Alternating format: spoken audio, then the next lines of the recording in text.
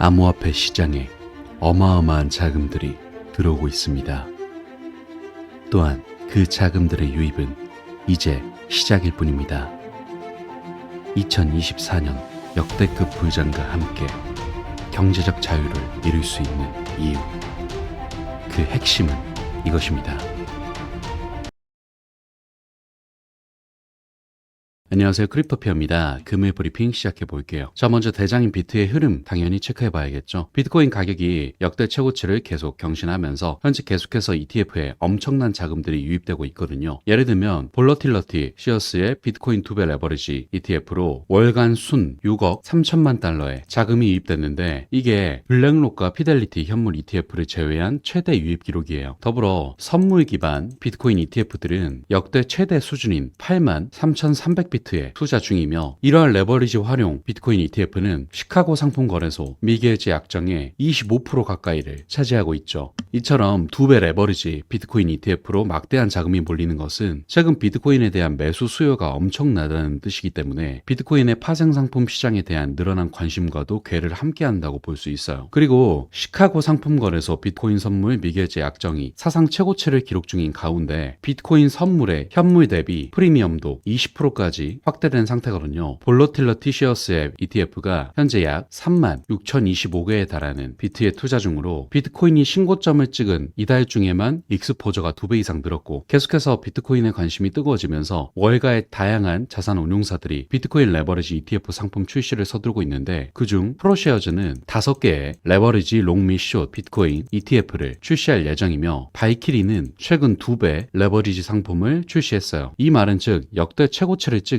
비트코인에 들어올 자금은 아직도 넘쳐난다 라고 생각해 볼 수 있고, 그만큼 추가적인 상승을 할 가능성이 다분하다는 소리인데, 그간 브리핑에서 꾸준히 말씀드렸듯 ETF와 반감기, 미대선 등등의 호재들이 껴있는 이번 시장의 사이클은 역대급 부유장이 될 가능성이 크기 때문에 계속해서 적극적인 투자 관점 유지하시라는 점 강조드리고요. 다음으로 리플에 대해서 체크해 볼게요. 리플은 한국인이 제일 사랑하는 코인이죠. 이게 관련 지표를 살펴보면 오늘을 기준으로 한국 가상자산 시장 전체 거래액이 약 12조 원 정도 되거든요. 그중 XRP 거래액은 약 9,980억 원으로 전체 거래 중 8.28% 정도를 차지하고 있어요. 이 수치가 대단한 게 대장인 비트와 맞먹는 수치거든요. 비트코인은 약 1조 원으로 9.05%를 나타냈기 때문이죠. 그리고 12일을 기준으로 하면 한국에서 XRP 거래액이 이미 2조 원을 넘어섰는데, 당시 한국 거래액이 전 세계 거래의 23%를 차지하기도 했어요. 즉 그만큼 XRP가 한국에서 인기가 많다는 이야기죠. 그럼 이렇게 한국인이 가장 사랑하는 리플 XRP의 가격은 어떻게 움직일지 한번 체크해 볼까요? 일단 최근 주목할 만한 동향으로는 XRP가 바이낸스에서 7,381만 개의 코인을 획득하며 누적량이 급증했거든요. 이 돈이 하나 약 600억 원으로 총 4번에 걸쳐 4,587만 달러가 매수된 건데, 이러한 거래 자체가 전 세계 암호화폐 시장 트레이더와 투자자들의 뜨거운 관심을 불러일으키며 강세장을 타고 자산에 대한 고래들의 자신감을 보여주었다고도 할 수 있죠. 그리고 이런 모습을 시작으로 현재 시장 투자자들이 XRP를 긍정적으로 지켜보는 이유는 파생상품 관련 데이터도 긍정적이기 때문이에요. 관련해서 체크해보면 파생상품 데이터는 시장 활동 증가와 함께 상당한 신규 자금이 시장에 유입되고 있음을 가리키고 있는데, 미청산 약정이 2.23% 증가했고 거래량은 8.04% 증가했어요. 또한 토큰의 OI, 가중 펀딩 비율의 상승은 강세를 촉진하여 향후 XRP의 가격 움직임에 대한 기대감을 높이고 있는 상태예요. 그럼 이 상태에서 XRP의 가격에 대해 전문가들은 어떻게 생각하고 있을지를 예측해보면, 우선 첫 번째로 시장 분석가 더스트비씨의 분석을 기반으로 하면 XRP가 2018년 1월 3.3달러 최고치에서 떨어진 이후 6년 넘게 대칭 삼각형 내에서 계속 거래되었고, 주간 차트에 형성된 이 대칭 삼각형에 따라 XRP가 계속 움직여 왔었는데, 하강 추세선은 저항 역할을 하고 하단 상승 추세선은 급격한 가격 하락에 대한 지원을 제공하고 있었어요. 여기서 XRP가 마지막으로 삼각형을 깨려고 시도한 것은 약식 판결이 있었던 2023년 7월 0.93달러까지 치솟았던 때였었지만, 가격이 하락하면서 다시 패턴으로 돌아섰었죠. 하지만 어쨌든 최근 들어 삼각형을 돌파하게 되면서 상승 추세가 예측되고 있어요. 이에 대해 1차적으로는 3.31달러의 가격에 도달할 것이고, 다음 2차적으로 6달러까지 XRP가 상승하면서 새로운 정고점을 기록할 수 있을 거라고도 예측하고 있죠. 더불어 이렇게 XRP에 대한 긍정적인 예측을 하는 전문가들은 전문가들은 더 있는데 분석가 마이키불 역시도 비슷한 관점으로 XRP가 2021년 4월 최고치에서 하락한 이후 대칭 삼각형 내에서 거래되었고 최근에 가격 급등으로 이 대칭 삼각형에서 벗어나면서 6달러까지 목표 금액을 설정하였고 이 외에도 파이빅, 월드 오브 차트 등 다양한 전문가들이 한결같이 비슷한 관점으로 XRP의 상승을 예측하고 있어요. 따라서 제가 말씀드리고 싶은 건 그간 꾸준히 말씀드려 왔지만 실제 XRP가 6달러까지 상승하는 건 아니라고 하더라도 상승에 대한 예측이 계속해서 나오고 있으니 일정 이상의 상승은 계속해서 기대해 볼 근거가 있기 때문에 XRP의 시세 상승을 계속해서 긍정적으로 지켜보시라는 점 강조드릴게요. 다음으로 리플의 생태계 확장 호재를 살펴보려고 하는데 최근에 유럽 핀테크 기업 인페이가 글로벌 결제 서비스 제공업체 트랭글로의 유럽 진출을 강화하게 됐어요. 세파에 관련된 기술을 구현해서 대륙 전체에 즉시 지불을 가능하게 함으로써 트랭글로의 유럽 확장을 크게 촉진한 거죠. 여기서 세파라는 건 유럽 연합 국가와 단일 협력 국가를 합친 국가들에서 사용할 수 있는 결제 영역 시스템을 말하는데 인페이가 처음에는 12개 주요 세파 국가에서 시작하여 이제는 트랭글로와 파트너십을 통해서 24개의 유럽 국가로까지 확장할 계획을 알렸죠. 이렇게 되면 트랭글로는 세파에서 비용 효율적인 다중통화, 국경 간 결제를 제공할 수 있게 되고 이는 기존 방법에 비해 거래 시간과 비용을 크게 줄일 수 있죠. 그리고 여기서 주목해야 할 건 역시 트랭글로죠.